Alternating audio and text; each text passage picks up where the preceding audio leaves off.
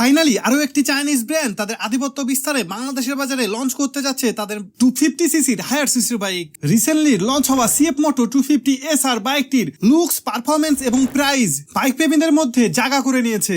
আপনারা জানলে অবাক হবেন যে 250 সিসির এই বাইকটির চাইতে পাওয়ার এবং টর্কের দিক থেকে এগিয়ে থাকবে 2025 সালে মার্চে লঞ্চ হতে যাওয়া জনসন কোম্পানির জনসন সাইক্লোন RC 250 বাইকটি।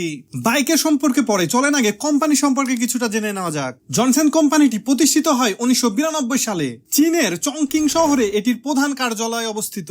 প্রতিষ্ঠানটি প্রতি বছরে প্রায় 2 মিলিয়ন মোটরসাইকেল তৈরি করে এবং তার সাথে 3 মিলিয়নেরও বেশি ইঞ্জিন উৎপাদন করে। 100টারও বেশি দেশে তাদের পণ্যগুলো তারা রপ্তানি করে থাকে।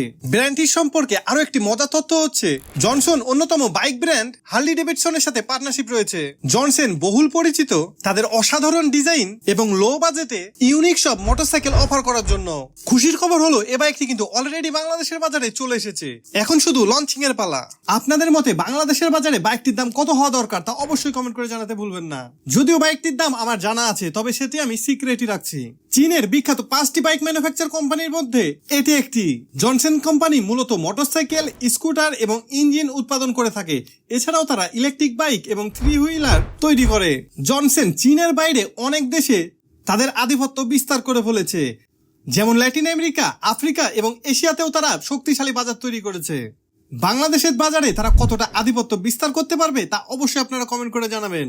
এইভাবে চাইনিজ কোম্পানিগুলো বাংলাদেশের বাজারে আসতে থাকলে আশা করা যাচ্ছে খুব দ্রুতই বাংলাদেশের বাজারে অনেক কম দামে অনেক ফিউচারিস্টিক বাইক বাংলাদেশের বাইকাররা হাতে পেতে চলেছে।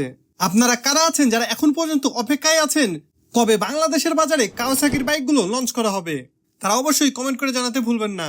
অপরদিকে সিএফ মোটরের 250 বাইকটিতে maximum power 27.5 HP, maximum torque 22.0 newton metre generate করে, যেটি কিন্তু কিছুটা কম জনসনের সাইক্লোন এই বাইকটা থেকে। সিএফ মোটো এই বাইকটিতে কিন্তু 12 লিটারের ট্যাঙ্কি ব্যবহার করা হয়েছে।